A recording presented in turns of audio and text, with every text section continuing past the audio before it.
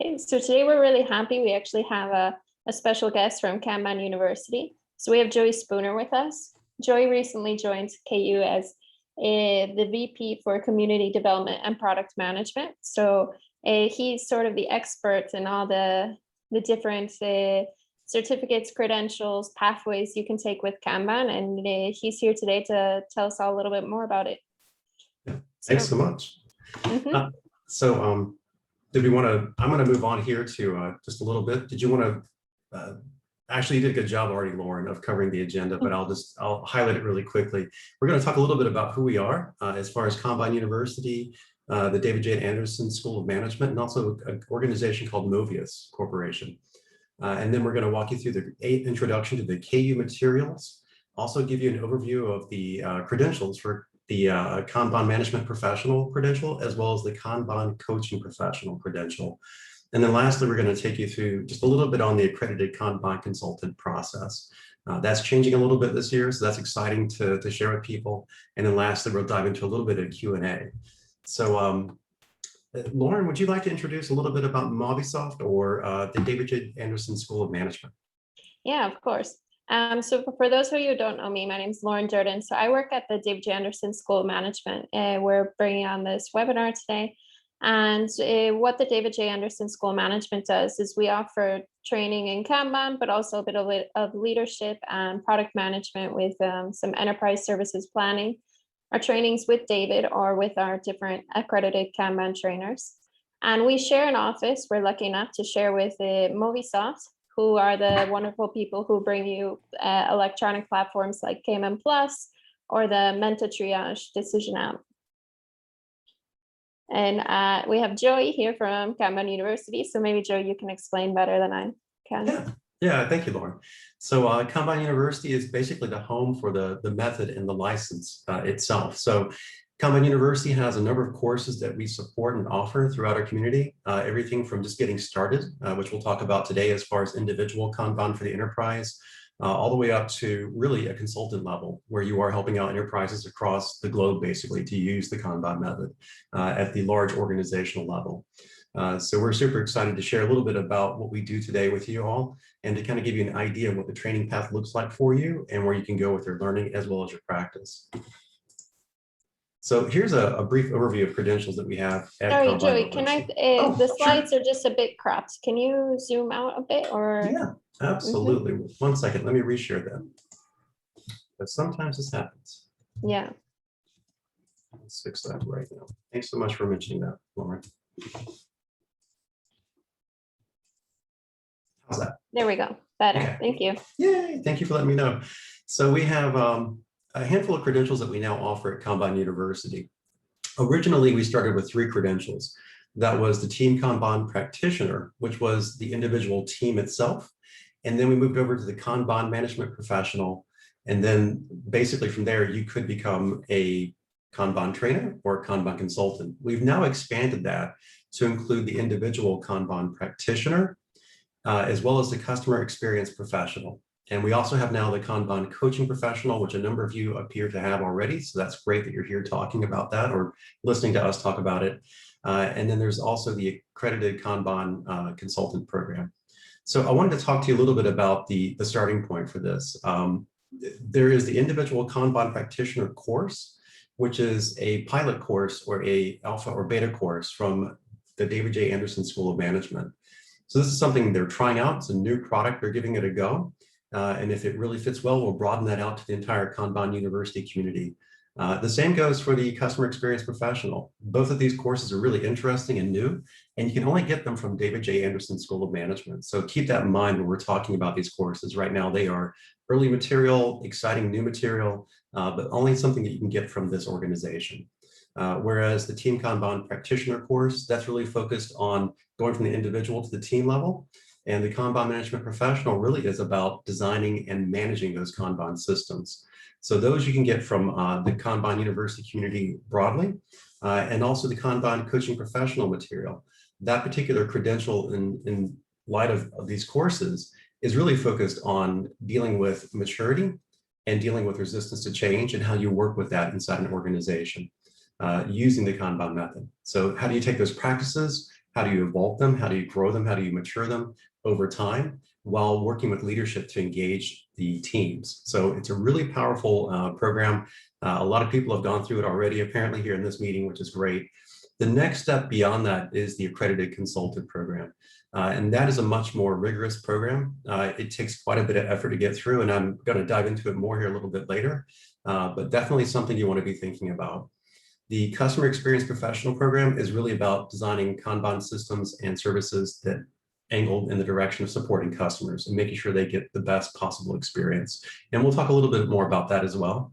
And then lastly, there's enterprise services planning professional, which is really how do you coordinate, how do you manage the flow across an entire enterprise and plan accordingly. So think of it like planning out a large enterprise effort. That's where you get a lot of knowledge from the enterprise services planning program. So this is one example of the path to becoming an AKC. So for those of you who are really interested in diving in and developing a deeper level of practice in the body of knowledge, this is one potential path you could take. You could start with the Team Kanban Practitioner course or the Individual Kanban for the Enterprise course, and then move your way into Kanban System Design. And I have to say that Kanban System Design is really where the rubber meets the road. So with TKP or RKE, you're getting aware of your practices. You're starting to use some really good, potentially high maturity practices at the individual level. And then when you move into the system design course, you're really starting to think about how do you model what's there? How do you map what's there right now?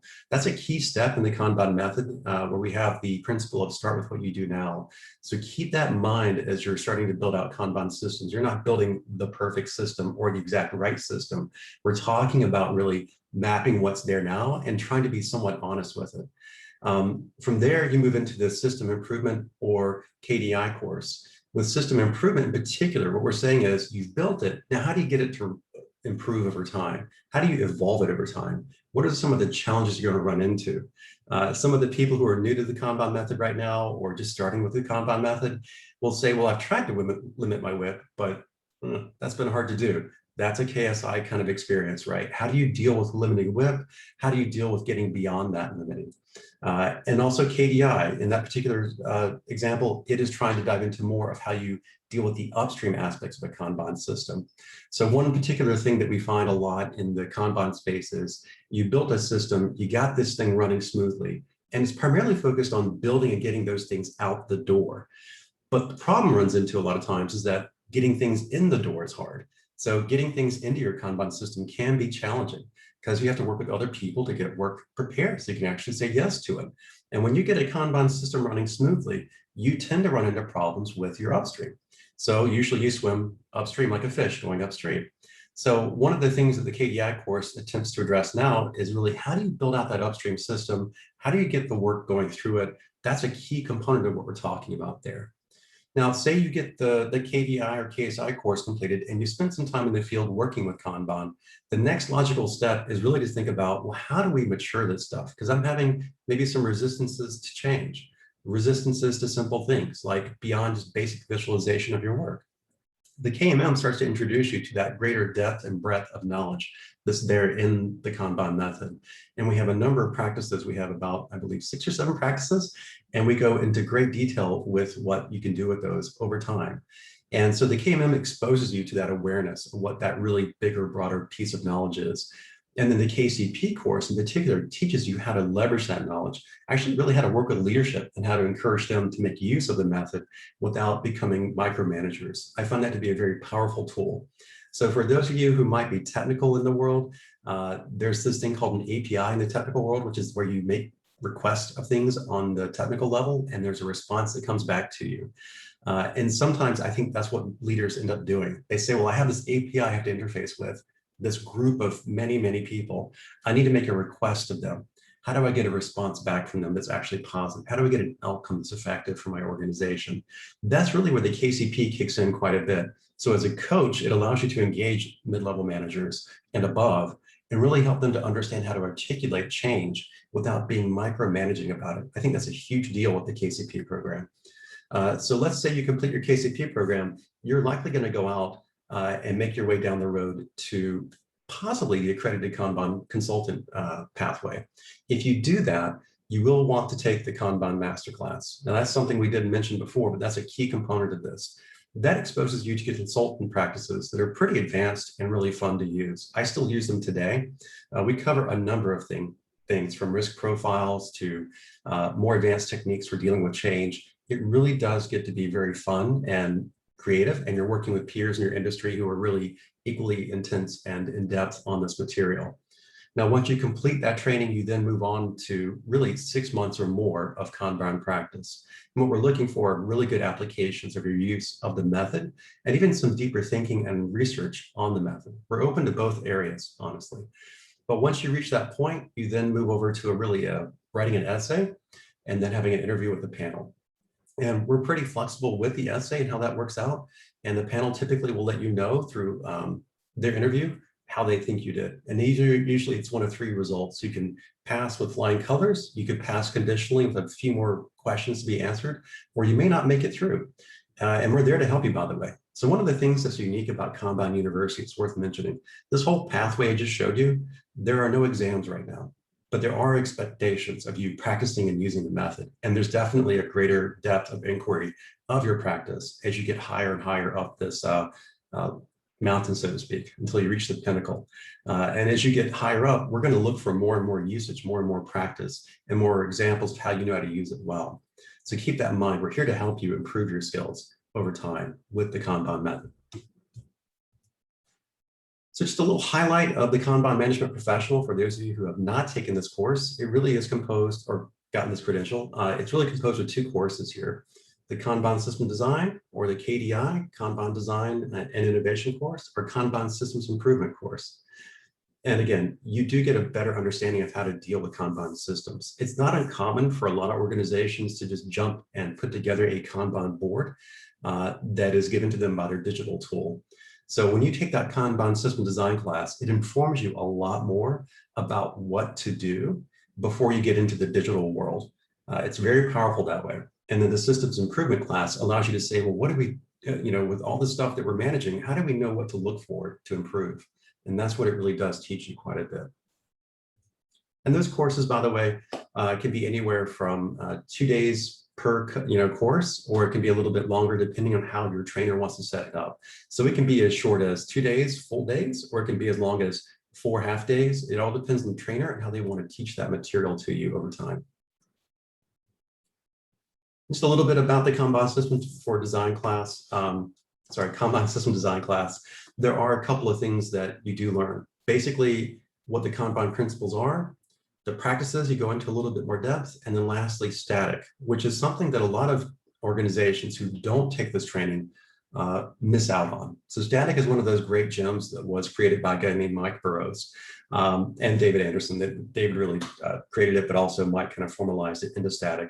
And the key thing here is to keep in mind is that we're talking about 6 steps to improve and design your Kanban system. So going all the way from why are we not working so well, what's missing out in our environment, all the way to building that system. So a lot of people tend to jump to step 6 and they miss out on steps 1 through 5. And so they're really nice and important things to be aware of as you build out your Kanban system. Now, the Kanban Systems Improvement course and Kanban for Design and Innovation course. Again, Kanban Systems Improvement really is making sure that things deliver well, avoiding those bottlenecks, looking at yourself as a service-oriented organization. So we talk a lot about service orientation in the Kanban method. That's one of the key aspects of what we do, and understanding how to improve that service through evolutionary change and using values and cadences to improve that. Those cadences, by the way, are key feedback loops. This is probably one of the best courses I think out there, is talking about how you improve over time.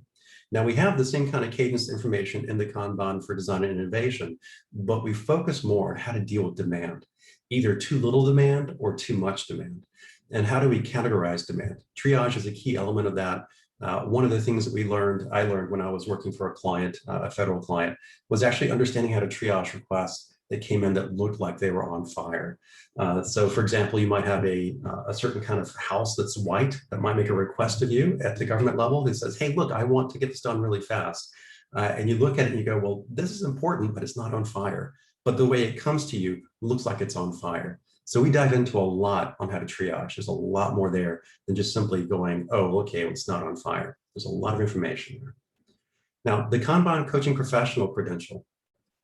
Keep in mind one particular thing you will have needed to completed the Kanban Management Professional Credential before jumping into this course, really program, because there's a lot here to be thinking about. You've got the maturity model, which is really the breadth and depth of what you're going to be doing with the Kanban method. And there's no need to rush this, by the way. So some of you who might be hunting for quick credentials, I want to encourage you to enjoy some barbecue, which is kind of a weird thing to say, but in my world, things are slow cooked, and that provides a lot more knowledge and richness in what you're doing.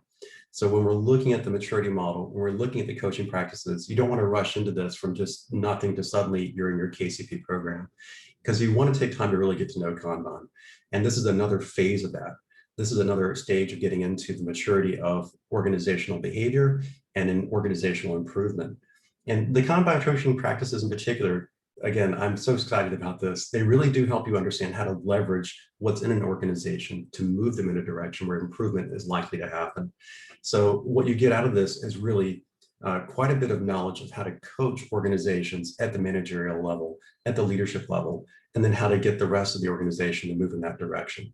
I've spent a number of years using Kanban inside organizations and coaching organizations, and I can tell you that this coaching practices material is pretty exciting for those of you who are at that point where you've built a Kanban system and management's kind of ho-hum about it. They're like, well, okay, well, we have a visualization. What do we do? And you say, well, we could improve, and they don't quite feel that improvement desire or need. This kind of helps you map out where to go next with them and maybe to help them move on beyond that. And now we have the Kanban maturity model. Again, we kind of covered that a little bit before, and we'll get into some questions here in a little bit. I just wanted to kind of move through the slides, and then we'll get into a Q&A session, by the way, for the folks who have questions there in chat.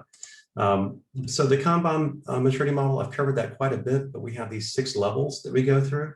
Everything from I have no clue what's going on to we're built for survival and we can reinvent ourselves. So really, it allows you to get a good idea of where you are. And by the way, this is not a checkbox kind of thing. It's more of just a, hey, where do we think we are and where do we want to go kind of map. So keep that in mind when you're looking at someone where you say they're completely oblivious, they have no clue where to go. You may find that little bits and pieces of that level 1 make sense, but not the whole thing. It's kind of like working out, right? We don't suddenly do a full workout all in one day after COVID, right? Not that I'm doing this, by the way, but we don't want to try and push ourselves too far. So we want to try and find places where we can make evolutionary change in small bites as we go along here. And also keep in mind too, there are some failure modes in Kanban that we're talking about. And that's good to know because we're not, perfect by any means. And so there are places where Kanban can easily fail. And we're going to teach you about that in this particular class. Now, the coaching practices is another one that I talked about earlier, really about dealing with resistance to change, doing evolutionary change, which is a different approach to change than you're probably used to, and also understanding how to improve organizational culture. So this is kind of a fun mapping between the values, the cultures, and the outcomes that we have in the Kanban method. It's really exciting because we teach you how to do that at an organizational level, where you start to really interact with people culturally, sociologically, and somewhat psychologically, hence the brain picture here. But there's definitely a lot that goes on in the Kanban method around helping people to think more critically. And I can tell you, having worked with a lot of large organizations, that simple think more critically part is extremely hard to do. And we start to open up that box and teach you how to work with that inside the coaching practices material. And then last but not least, accredited Kanban consultant, again, just keep in mind, you do have to do that change leadership masterclass. It is super cool and fun. And then you want to have about 6 months of experience working with Kanban and have written an essay. And usually during that time frame, by the way, when you're writing the essay, you're not alone. In fact, we're looking at different models to bring you together. And in particular, one thing that we do right now is we have a mentor work with you. So someone who's already an AKC out there in the business will help to advise you on how to work through your essay. So you're not alone by any means. This is included in part of your application fee and going through the program. We're really here to try and help you become stronger and also better and more confident at how you express your knowledge. With that, you come up with a case study that's written into an essay format, and a panel interviews you. And from there, again, they decide if you're going to succeed, maybe not get there just yet and get some more help, or maybe you're there with some questions. We have to have some questions answered to make sure you're really going to be okay on your own. So again, KMP, KCP, and the Change Leadership Masterclass are the learning pathway for that particular accreditation. Now, some of the benefits, obviously you get the badge, which is always a fun thing to have, but you're also part of a network and you're able to brainstorm, find solutions relatively quickly. And it's not a joke. You can ask a question to this network, and within about 10 minutes, if someone's watching it, they will likely respond with an answer. And that's really a fast living network. You can go to bed, and right before you go to bed, you can email a question to this group. And before you go to sleep, or by the time you wake up the next morning, you're going to have 2 or 3 answers to that question. This is a tight-knit network of experts and professionals across the world who are going to share their knowledge with you pretty quickly and give you a brass tacks view of how things work. And also your AKC credential says you know what you're doing. You're definitely able to advise an organization and help them improve in an evolutionary manner, and do that with a level of maturity pretty quickly. So this is really exciting stuff. I love the AKC program. I'm an AKC as well, and I have found it to be really valuable to be a part of this network. So that's a little bit of the overview of it. I kind of want to open it up to questions and see what's there for the Q&A and chat. And so Lauren or Anna, do you want to help out there? I see some answers already. Okay, so if you have any questions at this time, please put them in the Q&A box at the bottom in Zoom and we'll get to them. I do have one that was asked in the chat though that I think is beneficial for everyone. So Joy, some people might remember KMP 1 and KMP 2. What changes happened there, if any?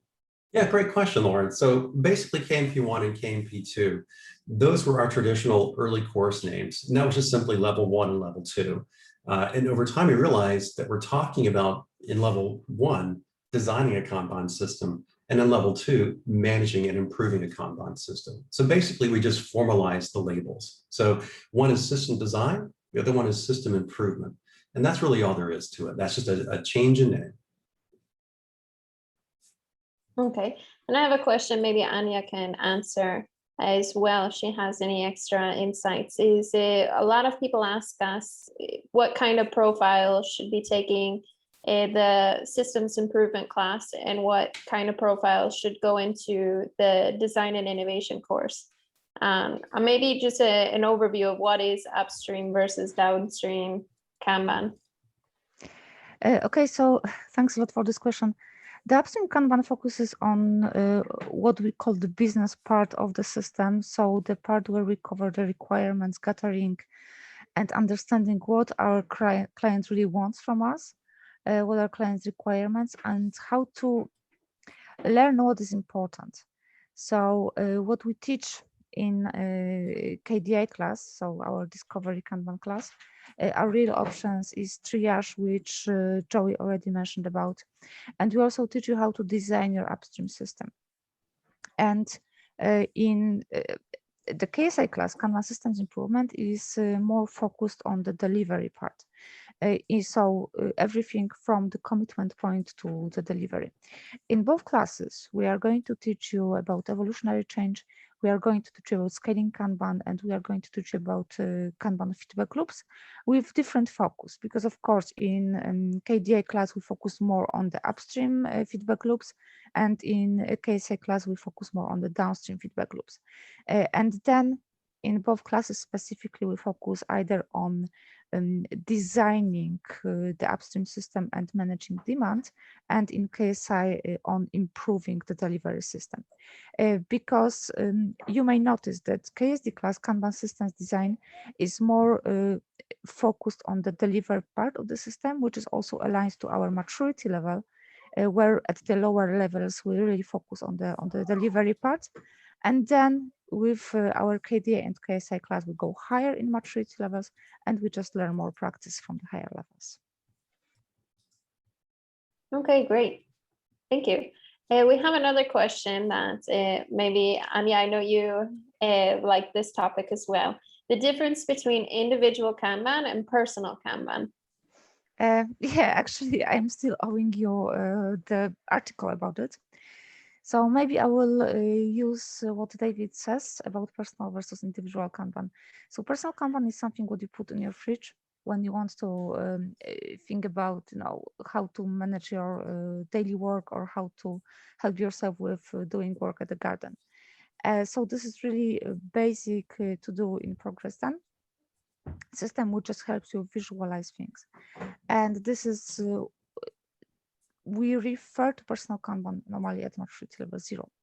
Individual Kanban is something more. So in individual Kanban sees you as a individual service, and in that sense you are able to take your individual Kanban from maturity level 0, I would say even to maturity level 5 or 6. What we teach in this class is from maturity level 0 to maturity level 4. So you don't learn only how to design your individual system, but also how to manage risk, how to do triage, how to apply classes of service, and all of the stuff that you can learn from maturity level 0 to maturity level 4. Okay, thank you. So I did see another one in the chat about the CXP credential.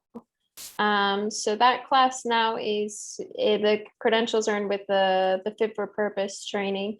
So maybe we can give an overview of what fit for purpose training includes. And I don't know if we can say anything about other things that we've been working with. I know there's a lot of new product management material. Anya, do you want to talk about it? Or? So our CXP credential is pretty new, Kanban customer experience professional. But the teaching content is based on our fit for purpose framework. So from the book Fit for Purpose by David Anderson and Alexei Zhagov. So what we teach is fit for purpose class. And if you finish this fit for purpose class, you are eligible to receive accreditation CXP, which is customer experience professional.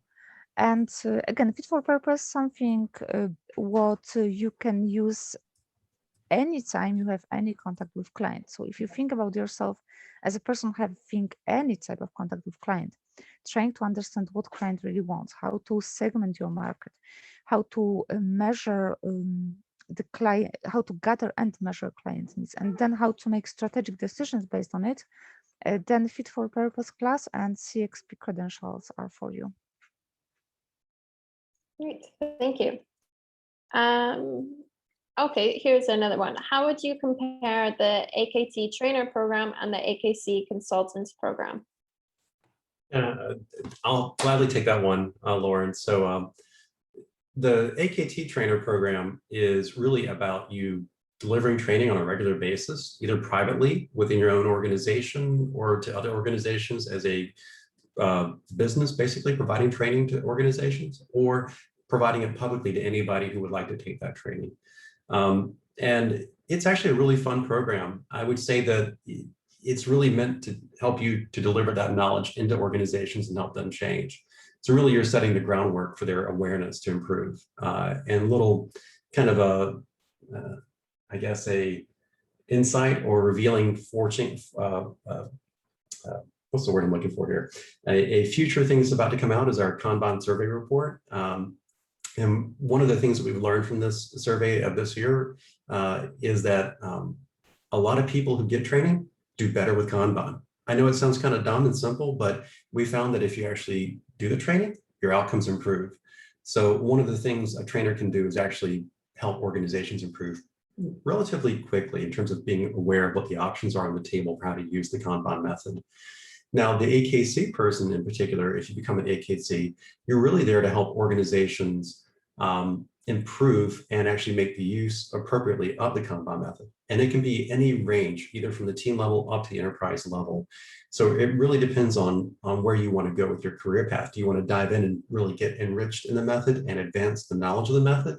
Or do you want to go out there and really help people to do, to learn more, basically, to become better at using the method? Now, another question here, can one maintain both AKT and AKC? Yeah, and it actually is a somewhat realistic path. It depends on your level of desire to really dive into the method and use it. So if you're doing an AKT and AKC, you're probably going to be spending a lot of your time with the Kanban method, either as a trainer or consultant. So if you're excited by the method, if you found it to be useful and practical and you want to help people advance and use that knowledge, then both an AKT and AKC are practical. I'm actually that as well. And the way I started, honestly, was I went AKC because I was like, this is really exciting stuff. I want to dive deeper. I want to hang out with people who are diving deeper. And then I decided, oh, okay, I think I'll become a trainer now because I really like this. And I've trained some people, just kind of quasi-trained them in some of the aspects of the method, but I want to give them the formal training, the full breadth and depth of the knowledge. So you can do that. Actually, it does work out really well. And just one thing to add about the individual Kanban for the enterprise versus Jim's personal Kanban. Jim's course is really focused on developing the individual with reflective practices and building a better person, so to speak. The individual Kanban for the enterprise is focused on saying, I'm becoming a better professional in my organization as an individual, and I'm out there to try and address some of the individual leadership challenges I will run into as a manager, trying to improve how the organization operates. And so it teaches you a lot about how to do that. So hopefully that answers some of the questions there. Do we have other questions floating out here now? Well, Joe, I was wondering if you could add on to that. So what are the application processes like compared to AKT to AKC? Are they the same requirements, or how is the whole process? Great question, Lauren. Thank you.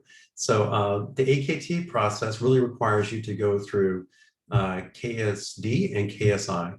So you could do TKP. I recommend that if you're inside an organization and you're trying to get your hands around this and eventually want to train it. The team Kanban practitioner course is great, or individual Kanban for the enterprise, but I think the team part might be more effective for trainers. And then moving over to Kanban system design to really understand how to build these things, and then Kanban system improvement. Now at the Kanban University, one of the things we're looking for always, regardless of which path you take, AKT or AKC, is that you've got time in the driver's seat, working with organizations, working with teams, doing this kind of work with the Kanban method. So if you apply for the AKT program to become a trainer, we do expect you to present a case study where you've actually used the Kanban method, where you've applied what you learned in the KSD course and what you've learned in the KSI course. We don't expect you to apply every single thing out of those trainings, but we do expect to see you have built a Kanban system. You can describe how it's been used, how it's evolved over time. And that's going to be a key component of us evaluating you to become a trainer. So we're assessing you and evaluating your experience and knowledge of the material, as well as the actual body of knowledge and how you've used it. Because that's a key thing we look for in our trainer area. We're looking for trainers who have experience. If you were just saying, well, I know the method in and out and I can spit it out like a robot, we're not looking for that kind of person, right? We're looking for a person who knows how to tell a story of their experience along with the material. It's a really powerful way to learn. And with the AKC program, it's somewhat similar. You've had to have gone through a little bit more training. So you would have had to have gone through the Kanban system design class, Kanban system improvement class, the Kanban maturity model class, and as well as the KCP coaching practices class. So that requires that amount of knowledge, and then also 6 months or more of practice. So I want to tell people who are thinking, well, I want to go for AKC tomorrow. I mentioned barbecue earlier. Take your time cooking this knowledge. Take your time learning this practice and this craft. You don't have to rush into it. But if you've got a really good experience already, and the AKC program, the training program was just adding on to your knowledge already with the practices you've already done privately with clients, then you may be able to go ahead and apply into the program early on. So if you email info@kanban.university, that's another way to kind of get some more information about the AKC program. But that's one way to go, AKC or AKT. Awesome, thank you. So a question we get a lot is, how long do you recommend between the stages, taking a break between KMP and KCP courses, for example, or between your coaching courses and taking the master class with David? Is there a set time frame you usually recommend? So I think it's about how much time you spend in the driver's seat with Kanban. That's a great question. So if you are learning the Kanban method, but you haven't an environment yet to apply it, you might want to take your time going through your learning and practice and try and find places to practice it. So if you, for example, got your KMP credential, which means you've done the KSD and KSI training, you're likely to want to spend a little time practicing this stuff. It may take a few months. If you're daily doing Kanban inside an organization for a team or more than one team, you might want to spend maybe 2 or 3 months, really getting used to this stuff, making sure that you're putting your brain on it and working with teams to try and improve what they're doing, and feeling some of that resistance, but also kind of understanding where you can improve and where you might be able to improve, and then jump into the KMM training after that. And keep in mind, we actually have this thing called the Kanban Maturity Model book. So that book actually does allow you to kind of dive in on your own and kind of learn at your own pace. What is the Kanban Maturity Model? And that may expose you to quite a bit more to try out. But keep in mind, I learned this a long time ago, you can't force change, and you certainly can't programmatically plan out change. So think of the Kanban Maturity Model as a bucket list of options that you can try inside an organization or inside your team. So you might want to give a little bit of time to practice some of the things that you learned. Build a Kanban system, for example, from the Kanban system design class. Even if you have one kind of working now, rerun static, and then see what happens. And from that knowledge, you're probably going to have a lot to work with when you come into the Kanban Maturity Model course. You'll appreciate it a bit more, and certainly with the coaching practices course. So that's one thing I would recommend. Once you're kind of through that training and you've actually done a little bit more with the Kanban method, then the masterclass makes a lot of sense. So if you find that you're having conversations more with leadership or with management more and more frequently, you definitely want to get that coaching class in place to really be comfortable working with them. So I think if you find yourself in a situation where you already have completed the KSD and KSI course, and your job day to day is really to engage with leadership, you might want to go ahead and move into the Kanban coaching practices course, in addition to the Kanban maturity model course. That's going to give you a lot of good knowledge to actually engage leadership. And from there, if you feel like you're moving on beyond that to work with more leadership or more management, or really you're being asked to take on an entire division of a business or a line of business, I would definitely recommend the masterclass as soon as possible. That's going to help you out even more. So it depends on the level of demand that you have as a Kanban professional, so to speak, as to where you might need to go in terms of the speed of your learning. One person I know out here in the US, not too far from where I live, she went through all the courses relatively quickly because she had an engagement that demanded that much of her attention and focus on it. And I'm looking forward to talking with her hopefully in the next week or two to kind of get a better understanding of how that worked out for her, because I think that's a bit rushed, but then again, sometimes you need to know that much to work that broadly and that deeply. So that's my recommendation. Is it's all about how much demand you have as to how quickly you'll need to learn. And maybe I will add something here from my experience, because I remember when I took my first class, it was KMP1 and no KSD yet. And my trainer didn't allow me to join KMP2 until I brought the case study with me. And although I think that maybe this is another part of the scale, and maybe sometimes this is too much, it really helped me a lot, because you all know that we learn Kanban by practicing Kanban. And you cannot just read the book and know everything. You need to start doing these things. This is how much customized they are. And this is even what we teach, that you just take static, you apply static to each single service. You cannot copy it. You cannot copy the board. You cannot copy the solution. So that's why I'm really, for what Joey says. Please use as much possibilities as possible. Use as much time as possible before you take your next class, before you take your next step, to learn more and to take even more from the class you are taking. Yeah, it's an amazing thing. The more you practice it, the better off you are. And the challenge is you gauging your own sense of confidence. Now, if that's the case, by the way, for someone who's asked these questions about how much time should I spend with this? My advice is reach out to an AKC, reach out to an AKT, and ask them, hey, I'm doing this. Should I continue on from here? Or should I practice a bit more? Or you can reach out to Kanban University even. We're happy to answer those kinds of questions as well. So definitely, if you have a trainer in your region that you want to reach out to, engage them with those basic questions, and they'll likely give you a good, reasonable answer. Okay, thank you both. Yeah. Well, it looks like we don't have any other questions for today. But as always, if you think of any questions after seeing the webinar, we really encourage you to write us at info@dja.com. We try to get back to you with an answer to any question you might have as soon as possible. So thank you again to Anya and Joey for helping us learn more about Kanban certifications today. Yeah. It's too many K's and C sounds in our Yeah. in our materials.